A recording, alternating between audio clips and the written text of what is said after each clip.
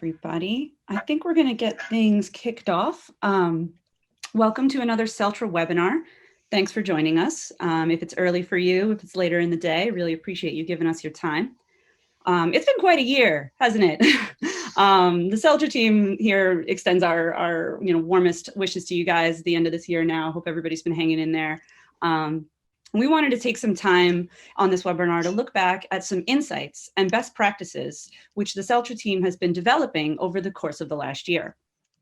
So we hope you can take some of these tips and incorporate them into your workflow as you move into next year, as you're considering improvements you're going to make to your ad product suite, maybe new formats you're going to introduce into your ad product suite, whatever you need to do to really just enhance that workflow to create a more streamlined and efficient process for your ad products. I think you're going to get a couple takeaways from this webinar today that really enforce that. So who do you have on the line today? My name is Nikki Gertner, and I'm a Senior Product Marketing Manager here at Celtra. You might know me because I've worked with you before, if you're on the line of one of my previous employers. And I'm going to kick things off. And then later on in the webinar, we're going to be joined by Dave, our solutions consultant, who's going to give us a hands-on look at the Celtra platform and dive into all the ways that you can start incorporating our tips and tricks into your ad product process. So just a quick look at the full agenda. First, we're going to be talking about the results of our latest survey about creative priorities in 2021. You might remember getting an email kind of recently about filling out that survey. Then we're going to talk about what we see coming up on the horizon and what you can do today to get ready for some of these trends that we see coming up in 2021. We'll discuss what it takes to develop a modular ad product suite and why we've seen this to be such a success in the past. Then Dave is going to walk us through 3 different best practices that you should be incorporating into your production, trafficking, and analytics workflow. Finally, we're going to wrap it up with a sneak peek of what's to come on the Celtra roadmap. And then Q&A is going to be saved for the end. So if you have any questions, feel free to type them into the chat. Ryan is on the line. He's going to be monitoring for those questions. And we're going to answer them at the end of the webinar. So feel free to ask away. All right, let's kick things off. So we asked a survey question pretty recently in a survey that we sent out to all of our CE customers in November 2020. We asked about 1,000 customers to tell us more about their creative priorities as we're moving into the next year. And right off the bat, we asked you to tell us what you plan to invest in when it comes to your ad products. We wanted to hear directly from the ad product teams, the producers, the designers, in order to establish a clearer picture of how our customers are thinking about differentiating their media in the new year. Let's look at those results. So 77% of those who were surveyed responded that they plan to invest in high impact formats. 50% said shoppable formats, and 26% said lightweight video. Now, this painted a really interesting picture of how Celtra users are thinking about positioning the value of their media offering in 2021. For starters, this tells us that ad products which put the advertiser's brand at the forefront of the experience are still at the top of everyone's mind. But what does that mean? We kind of looked into our crystal ball here. We did a little bit of fortune telling, and we predict that in order to best differentiate your media, you will need to first and foremost define what high impact means to you. It's not the same for everybody. It's not a one fits all. The content of your sites, the user experience, the overall flow, these are all factors that are going to help determine what high impact might mean to you and your media. It really depends on what makes your inventory unique. High impact could be an edge-to-edge video ad product at the top of your page, or it could be an inline ad product that appears within the content well, featuring some sort of eye-catching animation, reactive animation, things like that. You know what works for your sites, so you can define what high impact means to you. We also predict that due to the acceleration of e-com during the pandemic, investing in an arsenal of shoppable experiences will be a key factor for success in 2021. Shoppable ad products should reflect the behavior of your audience. You know your audience and how they shop, so your ad product should reflect this. Older shoppers who perhaps have never shopped online before, like I use my parents as an example, they're still getting used to this new normal where they have to be logging on and shopping every day. So they might not respond the same way to a shoppable video experience as maybe some other different type of demo would. So it's best to keep that in mind, who your audience is and how to best reflect their shopping behaviors. If you're going to introduce new experience, shoppable, high impact, things like that into your ad product lineup, you've got to have the right foundations to execute on that vision of variety. To build that foundation, we need to think about the concept of a modular ad product suite. 45% of our survey respondents said that the most important thing that they value in their ad product suite is being able to make changes quickly based on the advertiser's ask. I'm sure you've been in this position before, right? Everything's going fine, and then suddenly an ask comes in and you have to start all over again. So in order to unlock what makes your media unique, you need to establish an ad product suite that can easily adapt to change. This will give you the ability to stay agile, streamline your production process, and scale to meet increased demand. Let's take a look at what that process looks like. This is a diagram of what happens when a modular ad product suite is established in a repeatable way and the key ingredients that are involved in that process. Not only the ability to develop a suite of ad products, but also the ability to launch campaigns over and over again using that reliable lineup. In today's world, you need to establish not just ad products, but a manageable process for executing those products during each campaign you run. There are actually two separate processes at work here, and it makes sense to talk about them separately as two separate work streams under the lens of production. So on the left, we show the process of developing your ad product suite, choosing a format, creating a prototype, reviewing with internal stakeholders, and then creating a template. On the right, we show the process of producing an actual campaign, which involves getting the ad product ready, applying the client supplied assets, reviewing with the advertiser, and then QAing for launch. These are all steps you're all familiar with. It starts with the UX-friendly ad formats that complement your media. So this is where you might be defining, what is high impact to you? What is shoppable to you? This is the foundation for your ad products. And this is how a modular ad product suite starts. You choose your format as the shell. In combination with a range of formats, you can create those high impact, shoppable, video first product experiences to establish a holistic offering that can meet any KPI that's coming your way in 2021. All right, let's look at some best practices for developing that modular ad product suite. We're going to kick things off with how to incorporate custom attributes into your ad products during the production phase. Then we're going to hop over to trafficking your ad products with tag templates, which is a new feature that you might not be familiar with yet. And this is going to help establish a more efficient, less error-prone trafficking process. And then finally, we're going to take a look at how to use Report Builder to report on those custom attributes which you set up during the production phase. And this is going to be particularly helpful when establishing benchmarks for your ad product suite. So I will let Dave take it from here. Hello, everybody. Thank you, Nikki. Let me share my screen. Excellent. Is my screen up and running? Looks good. Awesome. Hello, everybody. So I'm going to introduce you today to Hannah. Hannah's a lifestyle publisher, and they have several different verticals of ad units that they run and several different products within their modular ad product suite. And they want to be able to measure how these ad products perform overall, and most importantly, create benchmarks for themselves so they can get a more holistic view of their data, whether that be month to month, quarter to quarter, year to year, whatever they want to set for their normal reporting schedule. So today we're going to walk through 3 individual parts. All of this is already in the platform for you to use today. We're going to be setting labels. We're going to be creating tag templates, and we're going to pull reporting based on those different ad products so you can filter everything down. So this journey starts in the account settings right up here, which I'm sure you're familiar with, where the account manager can come in and set up custom attributes right here on this first homepage. So there's a couple different elements here we're going to break down. You'll see campaign, creative, etc. These is where we can start to add different custom attributes based on whatever you want to track and tag these different elements. So for example, Hannah wants to be able to track their industry or vertical across the different campaigns that they build. So they can come in here and just start typing, or even copy and paste from a spreadsheet right into this cell. And for their particular use case, they're going to be tracking automotive, CPG, and retail. So any campaign they make, they can now identify quickly what bucket that it falls into. As we scroll down, you'll see creative, similar deal. We're going to track which ad products correspond to any particular creative. And this gives us the ability to add that tag and that label to it so we're able to see. So for example, they're going to be tracking high impact, shoppable, or video units.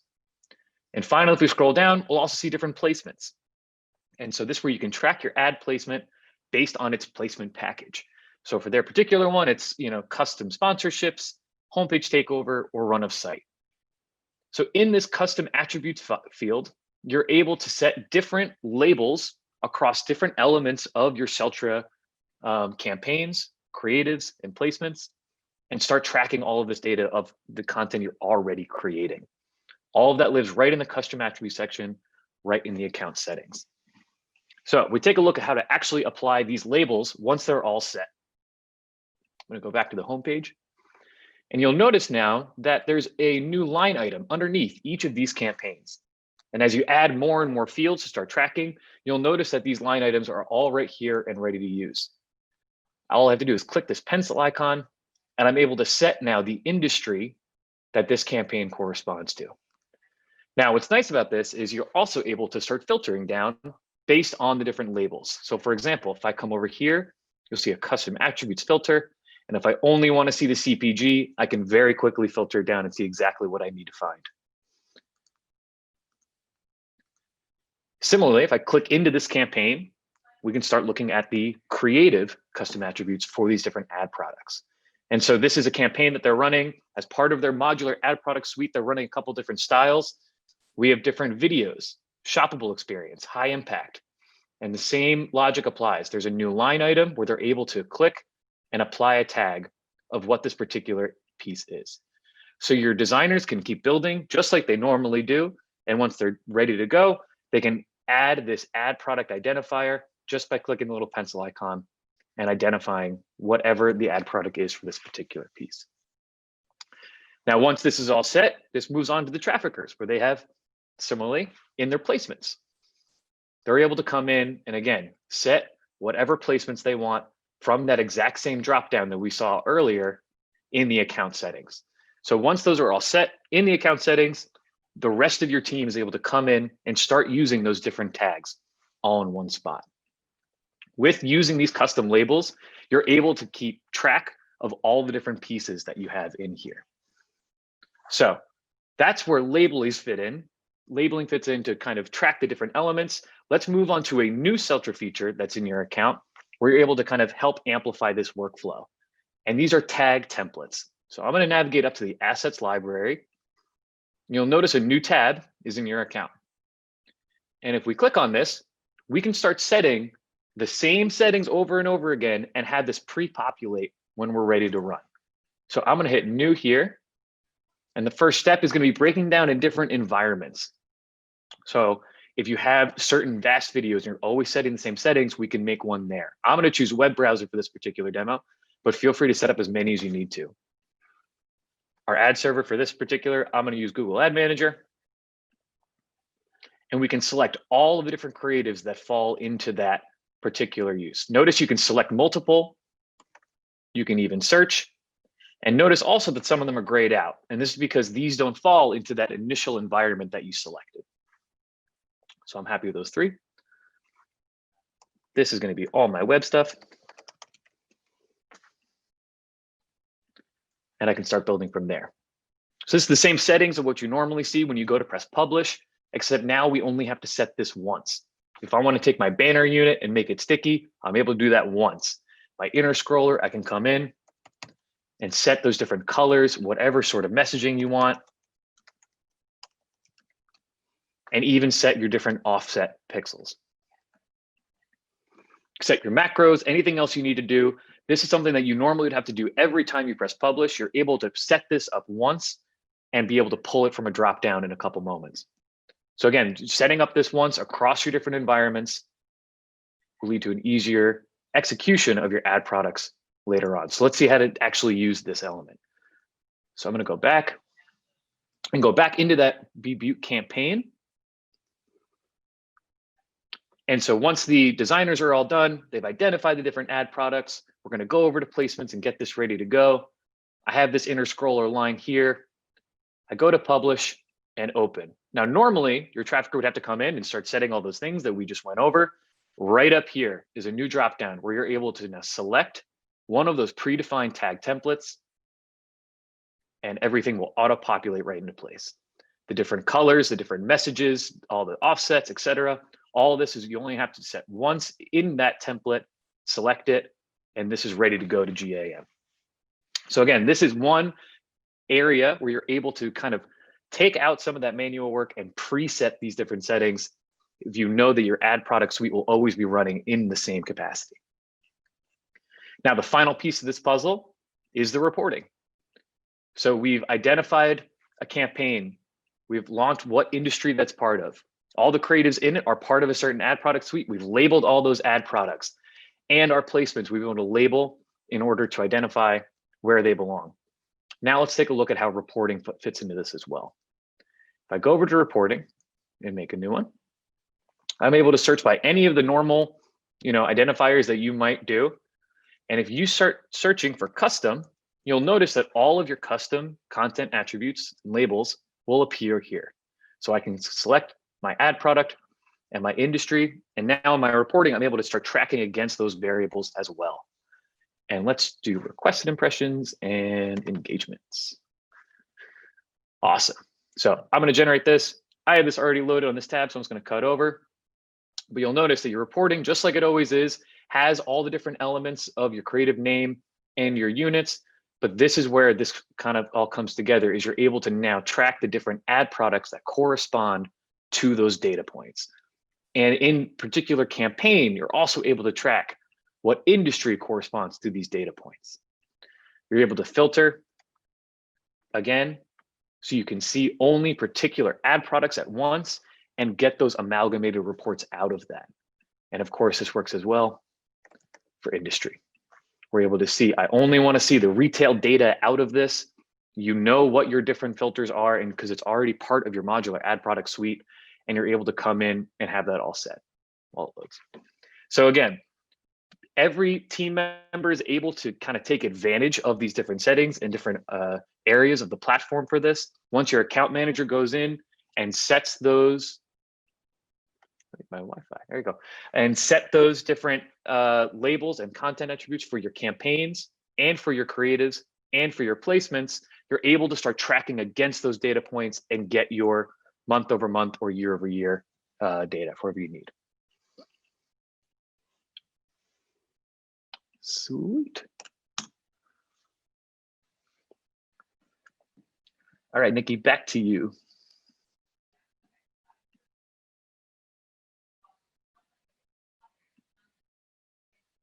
All right, thanks, Dave. That was great. Really useful tips for incorporating just a better process overall, better organization and flow for when you're developing that modular ad product suite. We have some other updates, recent updates. You might have heard Dave mention that the tag templates feature is new this year. We also have a new feature that I'd like to, just in case you missed it, bring this up. Again, really helpful for developing that modular ad product suite in your production process. So this is our font management tab. And this new tab is located under your account settings. This is where users can manage all of the monotype, Google, and custom fonts that are available in your account. So the nice thing about this tab is that when you're processing those advertiser supplied assets into Celtra, whether they be images, videos, things like that, with the fonts uploaded directly into your account as a WAF or a zip file, you're now going to be able to edit the live text directly into Ad Builder instead of having to slice and extract bits of text as transparent PNGs. And if I were to stop sharing my screen, I'm sure you'd see my desktop is a mess right now, covered in files. Having all of those exported PNGs is quite a bit of a hassle. So that's going to really save you a lot less work and a lot less files to manage locally, just being able to edit that text directly in Ad Builder. You might be familiar with an older process of having to reach out to our support team and ask them to pull information about the fonts available in your account. But now that you have this font tab located directly under your account settings, you're going to be able to see everything in one view and then continue to upload and manage new fonts as you go. Super exciting stuff. Now let's take a quick sneak peek at what's ahead on the Celtra product roadmap. The first product update I'd like to share is about the launch of our brand new rich media format, premium high impact site skins. With the launch of skins, you're going to be able to consolidate all of your ad products into one platform, streamlining production, trafficking, and analytics of your entire ad product suite. Because what's worse than having to pull reports and manage performance from a bunch of different platforms, right? We've been there. In Q1 of 2021, we expect all CE users will be able to use the same familiar workflow for building site skins that you're already using for your other rich media and video ad products. Skins will be fully compatible with all of our rich media components too. So if you have a particular experience you like to incorporate into all of your ad products, and again, tapping into that idea of what makes something high impact for you, what makes something shoppable for you and your media, you'll be able to also incorporate that experience into your skin product. Maybe it's a reactive animation, maybe it's a certain type of gallery that moves in a certain way. You'll carry that experience over into your site skin along with your other ad products.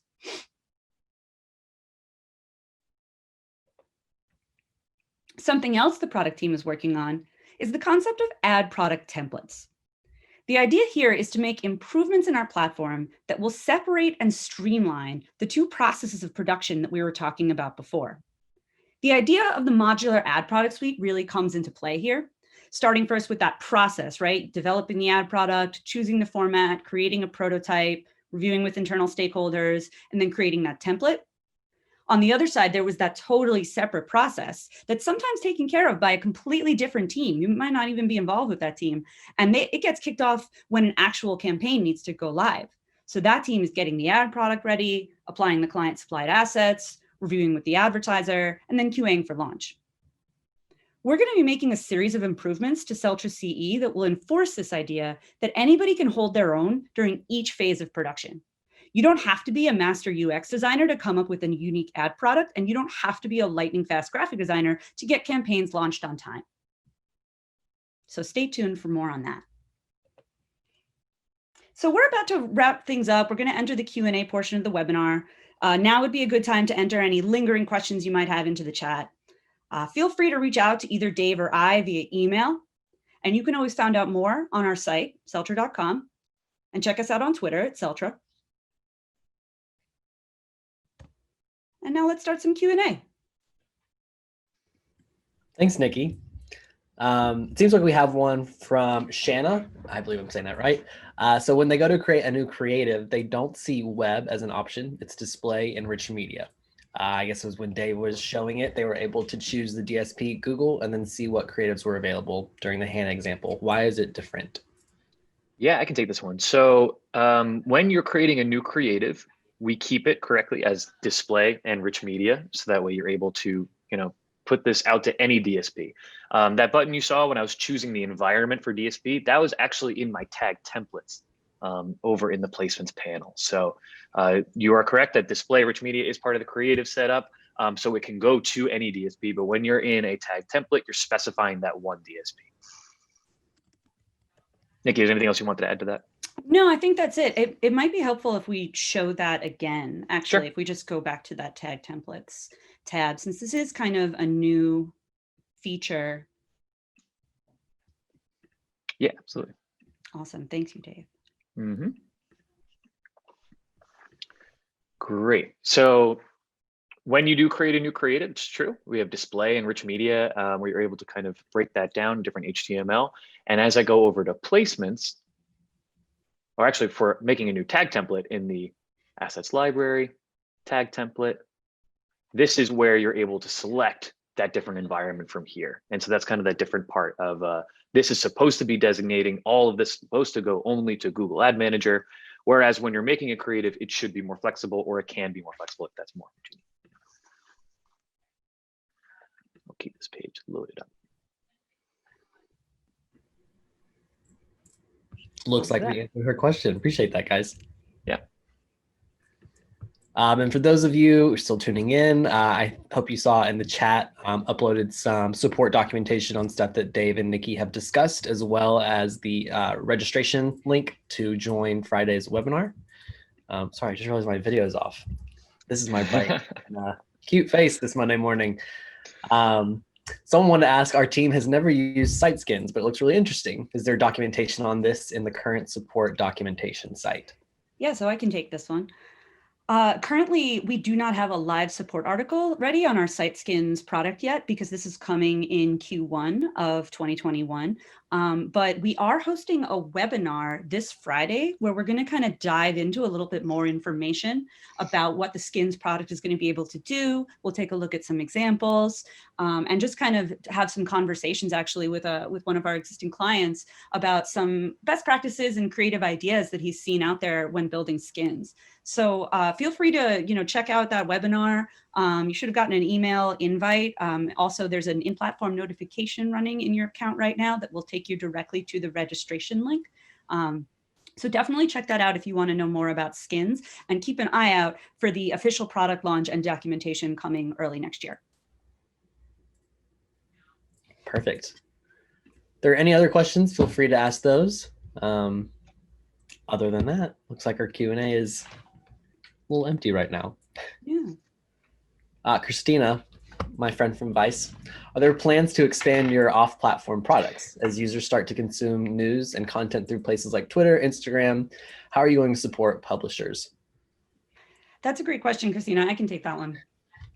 I think the best way to think about how Celtra is going to be approaching that is in our idea of this update, our ad product templates, and separating the two work streams between ad product curation and ad product activation, right? So the step it takes to curate the ad products and the ones that support social content, the ones that distribute certain things and achieve certain goals, that's where we're going to be putting our resources into and trying to invest in producing those kinds of experiences for you already, so that you would be able to come into the Celtra ad builder and choose your template that is meant to distribute that Facebook content, that is meant to distribute that Twitter content, whatever that's going to be. In the same way you already come into the Celtra platform and get to your paid video, you get to your inner scroller, whatever you define that experience as, whether it be high impact or distribution, whatever the goal of that ad product is going to be.